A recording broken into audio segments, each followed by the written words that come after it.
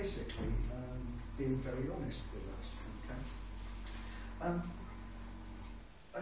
What I want to talk about this morning is really about the opportunities that I think exist for carers to actually get more on board than they already are. Okay. Now I know, looking around the room, that the majority of people here are already involved. Okay, but with this new tender process actually being actually going through at the moment, then I believe, and I hope by the time I finish speaking in about 9 minutes, you'll be glad to hear, that you'll also believe that there are going to be more opportunities for us to get involved. Okay, and the first thing I think is when you talk about getting involved, then all the negative things come out, and you say, "Oh, I haven't got time, I haven't got the skills, would I be any good at it?"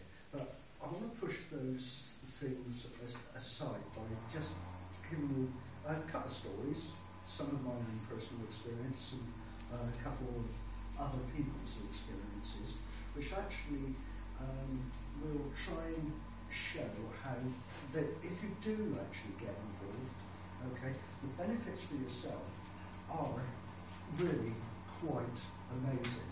Okay, now, just to pick up on a good friend, what's become a good friend of mine, and what they got out of Give Us a Break scheme. This lady was in very difficult circumstances. Her husband had left her. She's got a son who's got very difficult behavioural problems, needs a lot of attention, and she was generally finding it quite difficult to cope. She went on the Give Us a Break scheme, and Give Us a Break did two things for her. They provided just a couple of extra driving lessons so that she could actually she actually got through her driving test the first time, and that was incredibly important to her, and I'll go on to explain why. As a result of being able to drive, she's now actually got a part-time job, which she wouldn't have been able to get to with coupled up with her care needs using public transport.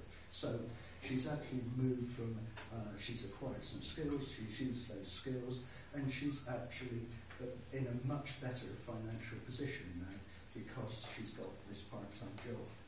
But where I met her was through a Give Us a Break scheme that I was actually involved in as a participant, and that was stone carving. Okay, and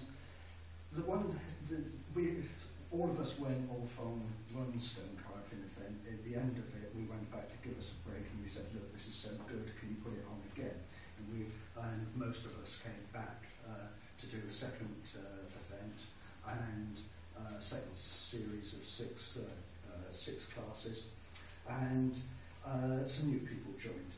We did exactly the same at the other end of that event, and we said, "Can you put it on again? We're really enjoying it." So some new people came in, and some of the existing people stayed as well. What we've said now, coming out of this, and we're talking to the Care Centre about this, is we recognise that we can't keep on saying, right, okay, we'll do a 6-week course and then we'll ask for it to be renewed. Sonia's already quite rightly explained that there is funding difficulties with that.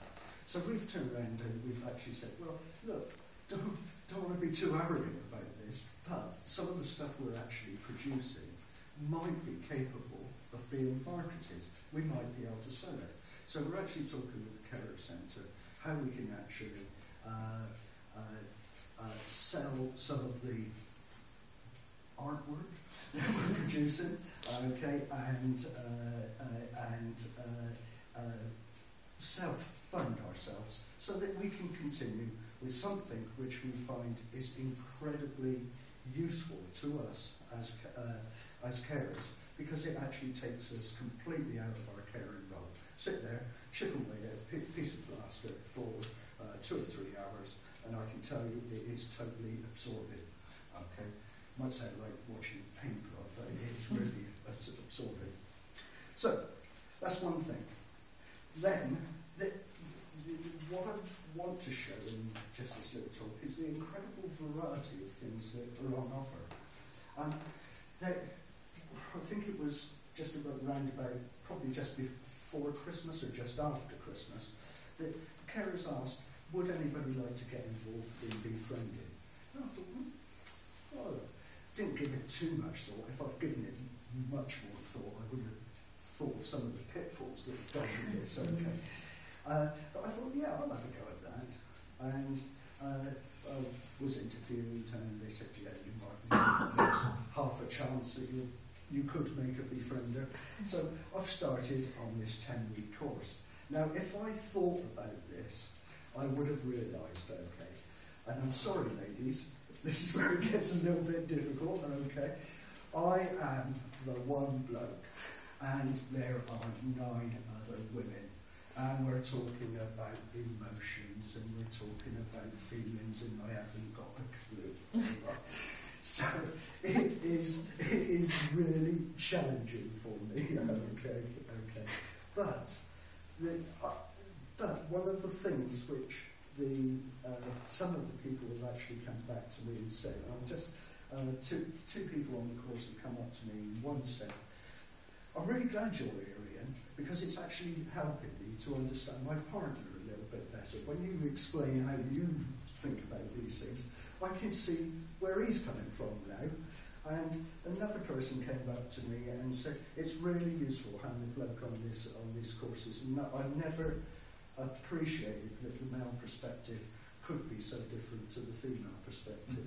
So there is some use to me. Can I just say I set up a befriender network and did the training train people nationally for it, and the men were like gold dust, and at the end they really got something back from it. Not the training, yes, but actually going out there and using their befriender skills. Yes, yeah. I really can imagine that. You know. They're like gold dust. Yeah. Also to go to male carers. Yes. I imagine for a lot of men it would make a big difference to have a man come rather than a woman. Yeah, I mean, I'm a carer for a son who's got mental health issues, and when I started off on befriending, I thought, well, yeah, if I'm going to be any good at this, then I can befriend a man, and it can be in the mental health area, okay? But now, after third way through this course, I'm quite happy to expand it and sort of say, well, I'm not going to box myself like that. I'll go wherever I'm needed, basically. But it is incredibly rewarding. Sonia explained the tender process, okay, and this isn't about me saying, look how great I am or anything like that. It's actually trying to actually say that the Carers Centre really do want people to get involved. For whatever reason, I don't know, but David and Sonia suggested to me, asked me if I'd like to read through some of the tender documentation.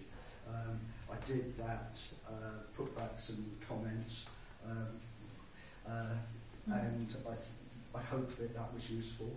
And then, as a result of that, I got one of the next stages that Sonia and David were involved in was giving a presentation to the council, and that was all around what happens to carers when they first come into contact with the Carer Centre. Something that obviously is going to be very key that the council would like to know that there is a good process in place for. So David put together a presentation. I looked at that and I thought, oh, that's different. And but it really did seem to make actually get across in a very graphical way what Sonia was actually explaining in that presentation. Also worked with Sonia and David and Andrea to actually have a look at what that process might look like. So, in summary, because you don't want to listen to me talking for too long, okay.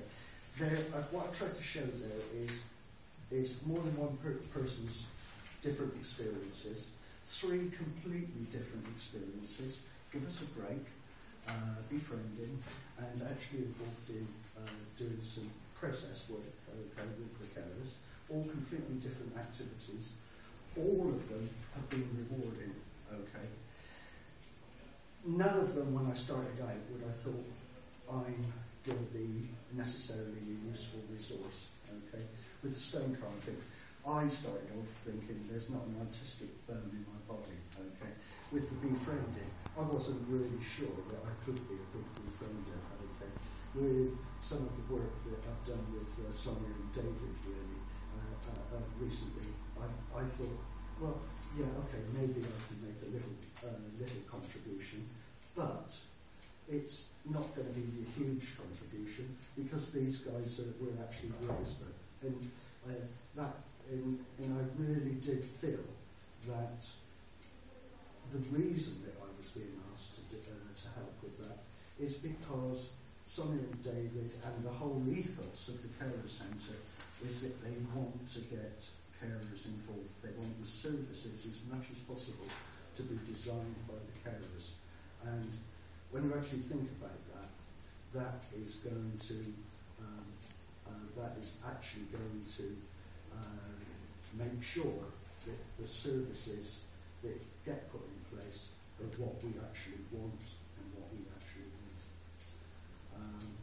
Thank you for, if there is any questions, then just grab me a break or something like that. Thanks, I was thinking, something's filming, just to say to you that that involvement in that last process you were talking about around triage was invaluable, because there was definitely a perspective there that I we didn't have in the room at the time, so it was very important. Thank you very much, Ian.